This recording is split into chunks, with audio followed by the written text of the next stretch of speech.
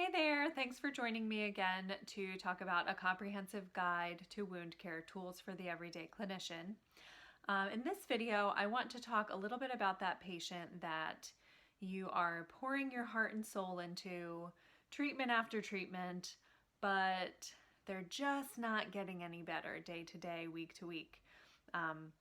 We've all had patients like that, or at least I have, where there's a million different kinds of things that I'm trying with them, and theoretically and hypothetically they should be progressing at least at a little bit faster rate than they actually are.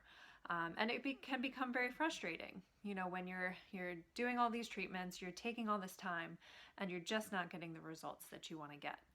So the same thing can happen in the world of wound care.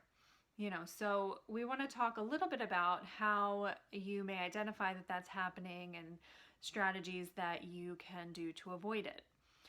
And the number one thing I would say that you could do is make sure that the treatment that you're providing is the appropriate treatment for that type of wound that you're treating.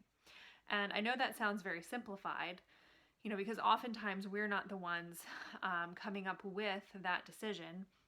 We're relying on a physician or a nurse practitioner or a wound care certified clinician that is heading up the care of that patient's wound. But in order to, have a more collaborative approach and cohesive type of approach to this person's wound care, you want to definitely stay informed about what kind of treatment should be done for what kind of wounds. And then that way you can have a better conversation with that clinician who's writing the orders, and hopefully come to some kind of understanding of what would be maybe a better step in the right direction. So what we provide during this seminar is a nice little flip book here. If you can see too well, it has pictures of different types of wounds, and then you can kind of see the text next to it. It lists the description. So it has a picture of the wound, and then what are some common characteristics that you would see with that type of wound in particular. And then underneath of it, it has what the most up-to-date evidence-based treatment is currently for that type of wound. So if you get into better practice of identifying your wounds and knowing exactly what you're looking at, you can use this little resource here and flip to your page of, say, I have an arterial ulcer that I'm treating. I would know then that I would want to keep that wound moist. So whatever treatment that I'm doing for that, I would want to make sure that there is moisture that's going to stay on that wound, versus a venous ulcer, which usually would have, more drainage or exudate. You would want to dress it with something that is high absorption, something that's going to take some of that moisture away. So you can see those two types of treatments, they're night and day. One's keep dry, one's keep moist. So you would want to, make sure that you are, number one, first and foremost, providing the correct treatment depending on what type of wound that you're treating. So again, during the seminar, we kind of go through all of those things: how to identify the type of wound, what the best treatment for that is, how to, say, stage pressure ulcers if it's determined that it's pressure ulcer, and so on. So that's number one.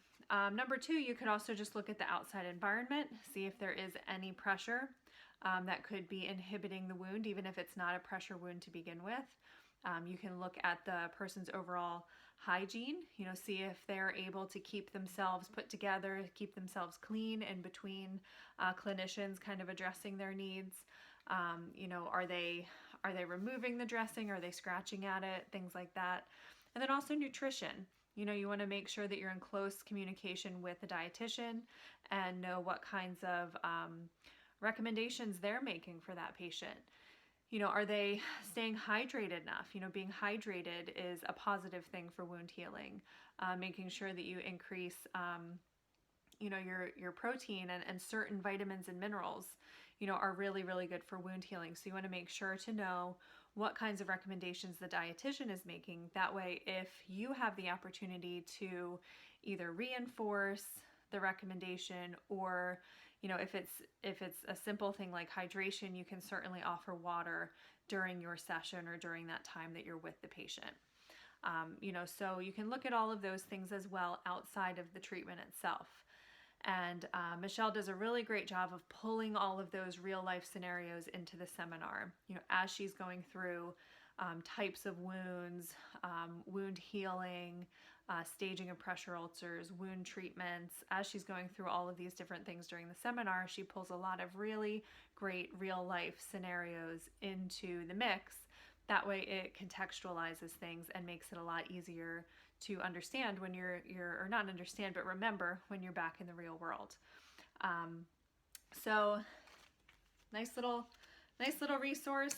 It goes over arterial, venous, diabetic, all the pressure injury stages, burns, and then a few kind of isolated ones like cancer lesions, skin tears, fungal infections, and things of that nature. And it, like I said, it gives all of the descriptions and the treatments so that you can just pull it out of your pocket and know exactly what you're looking at, know exactly what you're looking for, and go from there.